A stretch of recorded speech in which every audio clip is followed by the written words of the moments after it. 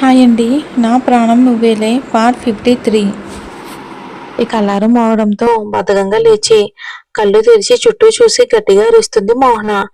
కోపంగా నేను ఇక్కడికి ఎలా వచ్చాను? ఇదేదో పాడుపడ్డ బంగ్లాలా ఉంది. అసలు నైట్ ఇంట్లో నా రూమ్ లో ఉన్న నేను ఇక్కడికి ఎలా వచ్చాను అనుకుంటూ బయటకు వచ్చి చూస్తుంది. అక్కడ ఒకరు ఇద్దరు తప్ప ఎక్కువగా ఎవరూ తిరగడం లేదు. అసలు ఇది ఏ ఏరియా కాంపౌండ్ అని ఆ గేట్ వరకు వచ్చి తనని తను చూసుకుంటుంది. లైట్ పింక్ కలర్ సీవ్లెస్ నైటీలో, అది కొంచెం పై వరకు ఉంటుంది. ఛ, నైట్ డ్రెస్ లో బయటికి ఎలా వెళ్ళేది అని ఆలోచిస్తూ ఉండగానే తన ఫోన్ రింగ్ అవుతుంది. మోహన ఫోన్ ఎక్కడ రింగ్ అవుతుందోనని చుట్టూ చూసి ఒక చోట ఫోన్ కనిపించడంతో దాన్ని తీసుకుని లిఫ్ట్ చేసి, హలో, ఎవర్రా నువ్వు? ఏంటి నాతో ఆటలుగా ఉందా? నేను అసలే మామూలు ఆడదాన్ని కాదు అంటుంది కోపంతో ఊగిపోతూ. అవతల వైపు నుంచి, నాకు తెలుసు నువ్వు మామూలు ఆడదానివి కాదు అని. మోహిని, సాకిని, పిశాచులకు సంబంధించిన జాతి నీది అంటాడు. మోహన కోపంగా, అశ్వత్, నన్ను పిశాచి అంటావా? అశ్వత్, ఏ తప్పు చేశానా పిశాచి అని? వాటితో నిన్ను పోల్చానని తెలిస్తే అవి ఫీల్ అవుతాయేమో కదా అంటాడు వెటకారంగా. మోహన కోపంగా, అశ్వత్, నా పేషెన్సీని టెస్ట్ చేయకు.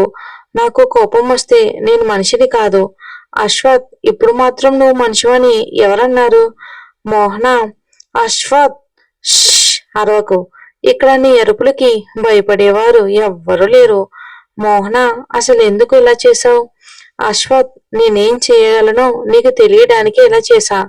ఇక నుంచి వచ్చిన ఏ విషయంలోనైనా కృతిని బెదిరించడం లాంటివి చేసినా, దాని కళ్ళల్లో నీటికి నువ్వు కారణమని తెలిసినా ఆ రోజే నీకు ఆఖరి రోజు.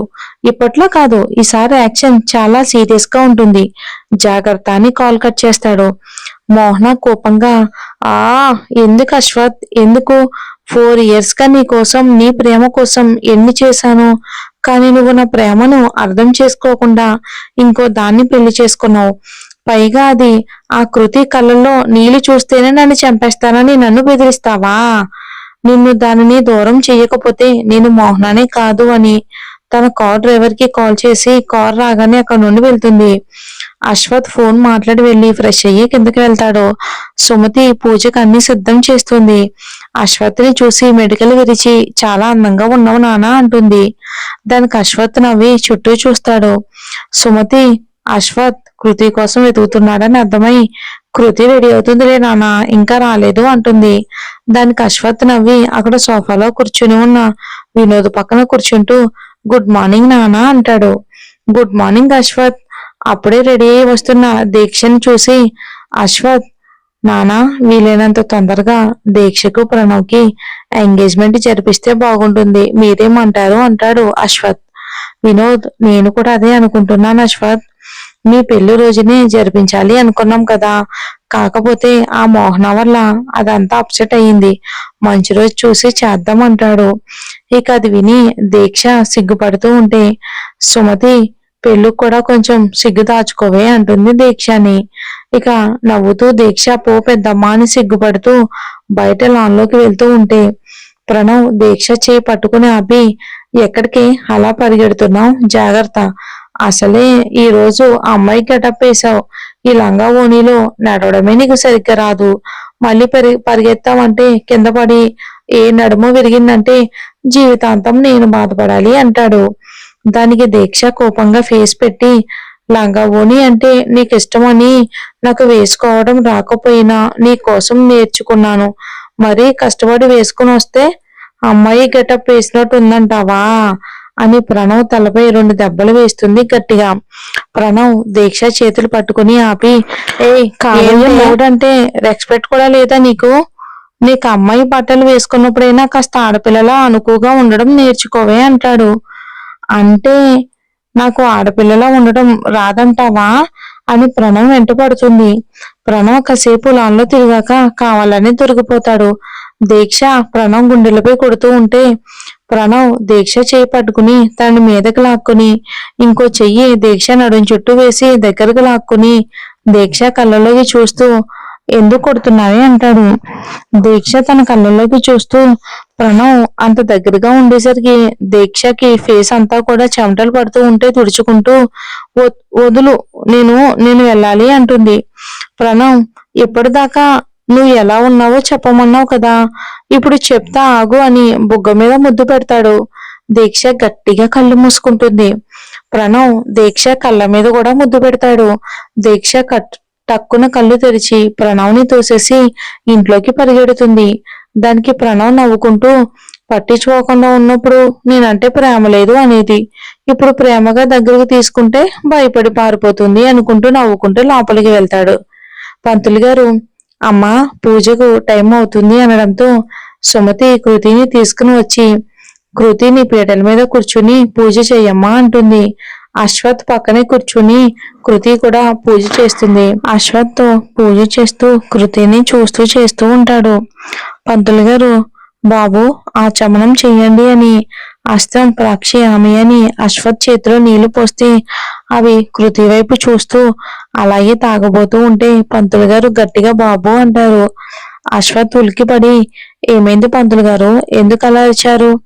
సుమతి, నువ్వు కొంచెం స్పోర్ట్లో ఉండరా, అమ్మవారి వైపు చూసి పూజ చేయి అంటుంది. అశ్వత్, నేను అమ్మవారి వైపే చూస్తున్నాను కదమ్మా అంటాడు. పంతులు గారు, బాబు కృతిని చూసి అమ్మవారి వైపు కాదు ఈ అమ్మవారి వైపు చూడు అంటాడు. ఆయన పూజకు వచ్చిన వాళ్ళలో ఒక ఆవిడ, బాబు మీ ఆవిడని తర్వాత చూసుకోవచ్చు, ముందు పూజ చేయని నవ్వుతుంది. ఆవిడతో పాటు పూజకు వచ్చిన మిగతా వాళ్ళందరూ కూడా జత కలుపుతారు. అశ్వత్ మనసులోని, ఛ, ఈ రాక్షసి ఇంత అందంగా రెడీ అయ్యి నా పక్కన ఉంటే ఇంకా వేరే చోట కాన్సన్ట్రేషన్ ఏం చేస్తాం, అందరిలో పొరుగు పోయిందిగా అని తల కొట్టుకుంటాడు అశ్వత్. అది చూసి కృతి ముసిముసిగా నవ్వుకుంటూ ఉంటుంది. అశ్వత్ రాక్షసి ఎలా నవ్వుతుందో అని ఉడుక్కుంటూ పూజ చేస్తాడు. ఇక కాసేపటికి పూజ కూడా పూర్తవుతుంది. పూజ పూర్తవగానే అశ్వత్ తన గదిలోకి వెళ్ళిపోతాడు. సుమతి కృతి చేత ముత్తైదువులందరికీ కూడా తాంబూలాలు ఇప్పించి వాళ్ళ దగ్గర ఆశీర్వాదం తీసుకోమంటుంది. ఇంకా అదంతా అయిపోయిన తర్వాత కృతి, అశ్వత్ కి ప్రసాదం పెట్టమ్మా, వాడు తన గదిలో ఉన్నాడు అంటుంది. కృతి మనసులోనే, అమ్మో నేను ఇప్పుడు గదిలోకి వెళ్తే ఏమైనా ఉందా, ఇందాక అందరితో పాటు నేను కూడా నవ్వాలని కోపం వచ్చింది, ఇప్పుడు నేను వెళ్తే ఖచ్చితంగా నన్ను ఒక ఆట ఆడుకుంటాడు అనుకుని దీక్షని పంపొచ్చు కదా అత్తయ్య అంటుంది కృతి.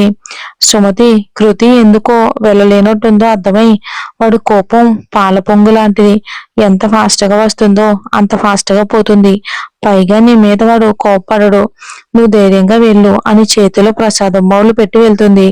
కృతి ఇంక చేసేదేమీ లేక అశ్వత్ గదిలోకి వెళ్తుంది.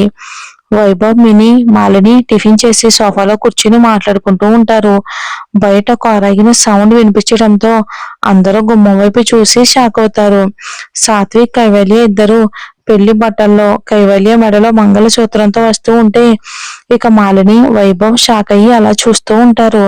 సాత్విక్, కైవల్య గుమ్మానికి అటువైపు ఆగిపోతారు.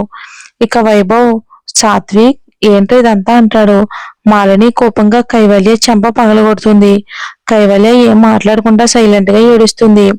వైభవ్, నానమ్మ ఆవేశపడుకో, అసలేం జరిగిందో తెలుసుకొని అంటాడు. మాలిని, ఏంట్రా తెలుసుకునేది, ఒకనొక ఆడపిల్ల అని కోరింది కాదనకుండా దాన్ని మనం చూసుకుంటే ఇలా చెప్పకుండా పెళ్లి చేసుకుందంటే అది మనకిచ్చిన గౌరవం విలువ ఇంతేనా అంటుంది. మిని, అమ్మమ్మ గారు మీకు చెప్పేంత దాన్ని కాదు కానీ ఇంటి ఆడపడుచు, పైగా కొత్త పెళ్లి కూతురు గుమ్మంలో ఇలా ఏడవడం మంచిది కాదు, ముందు వాళ్ళని ఇంట్లోకి రానివ్వండి, మిగతావి తర్వాత నిదానంగా మాట్లాడుకోవచ్చు అంటుంది. వైభవ్, అవును నానమ్మ, మిని చెప్పింది నిజమే కదా నానమ్మ, వాళ్ళని ఇంట్లోకి రానివ్వు అంటాడు వైభవ్. మాలిని కోపంగా, మిని, రంగమ్మ వాళ్ళకి హారతి ఇచ్చి లోపలికి రమ్మను అని తన గదిలోకి వెళ్తుంది.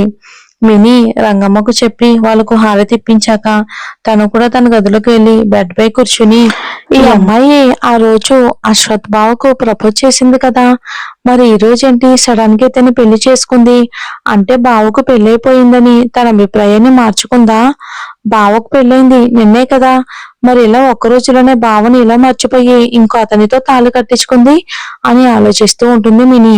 వైభవ్ కూడా తన గదిలోకి వెళ్ళి మినిలాగే ఆలోచిస్తూ ఉంటాడు. సాత్విక్ గదిలోకి వెళ్ళాక లాక్ చేసి కైవల్య దగ్గరకు వచ్చి, చూడు నేను మా ఇంటికి వచ్చేసా కదా, మా అన్నయ్యకి మా నాన్నమ్మకి నిజం చెప్పాలని వెధవ ఆలోచనలు ఏమైనా చేస్తే చెప్పే కదా నేనేం చేస్తాను, అది చేసి తీరుతాను, అందులో డౌటే లేదు అని బయటికి వెళ్తాడు. దానికి కైవల్య ఏడుస్తూ కింద కూర్చుని బెడ్ పై తలపెట్టి ఏడుస్తూ ఉంటుంది. ఇంకా కృతి అశ్వత్ గది దగ్గరికి వెళ్ళి డోర్ కొంచెం ఓపెన్ లో ఉండడంతో తల మాత్రమే లోపలికి పెట్టి చిన్నగా అశ్వత్ గారు అంటుంది. కానీ అశ్వత్ పలకపోయేసరికి లోపలికి వచ్చి చూస్తుంది. అశ్వత్ రూమ్ లో లేకపోయేసరికి ప్రసాదం బౌల్ అక్కడే ఉన్న టేబుల్ పై పెట్టి ఈయన వచ్చేలోపు ఇక్కడ నుండి వెళ్ళిపోవాలి అని వెనక్కి తిరిగి చూసి షాక్ అలాగే నిలబడిపోతుంది. ఎదురుగా చేతులు ఫోల్డ్ చేసుకుని తనని చూస్తున్న అశ్వత్ని చూసి ఈయన ఇక్కడే ఉన్నారా అనుకుని, అయినా ఈయనేంటి ఇంత కోపంగా చూస్తున్నారు అనుకుని ప్రసాదం బౌలు తీసుకుని వచ్చి అశ్వత్ గారు ప్రసాదం అంటుంది. అశ్వత్ కృతి చేతిలో ఉన్న ప్రసాదం బౌల్ పక్కన పెట్టి, ఏంటే కింద పూజలు అందరితో పాటు నువ్వు కూడా నవ్వుతున్నావు అంటాడు. కృతి పూజలో అశ్వత్ చేసిన పనికి మళ్ళీ నవ్వొచ్చి నవ్వుతూ, అయినా మీరు చేసిన పనికి ఎవరికైనా నవ్వొస్తుంది అంటుంది. అశ్వత్ కృతి నడుం చుట్టూ చేతులు వేసి తనని మీదకి లాక్కుని ఇంకో చేత్తో తన ఫేస్ మీద పడ్డ ముంగురులను చెవి వెనక్కి పెడుతూ, నువ్వు మరింత అందంగా రెడీ అయ్యి పక్కనే కూర్చుంటే చూపు తిప్పుకోవటం ఎంత కష్టంగా ఉంటుందో నీకేం తెలుసు అంటాడు బుగ్గ మీద ముద్దు పెట్టి. కృతి ఆని గట్టిగా బుగ్గ మీద రుద్దుకుంటూ, ఏంటి అశ్వత్ గారు ఇలా కోరుకారు అంటుంది ఏడుపు మొహం పెట్టుకుని. దానికి అశ్వత్, మనకెవరైనా ముద్దుగా కనబడితే ఏం చేస్తామంటాడు. కృతి, ముద్దు పెడతాం. అశ్వత్, మరి నేను కూడా అదే చేశా, ముద్దుగా ఉంటే ముద్దు పెడతాం, కానీ నువ్వు కొరుక్కు తినేంత అందంగా ఉన్నావు కాబట్టి అందుకే కొరిక అంటాడు చిలిపిగా కన్నుకొట్టి. మరి ఏం జరుగుతుందో వచ్చే ఎపిసోడ్ లో చూద్దాం. స్టోరీ నచ్చితే లైక్ చేసి ఛానల్ ని సపోర్ట్ చేయండి. Thanks for watching.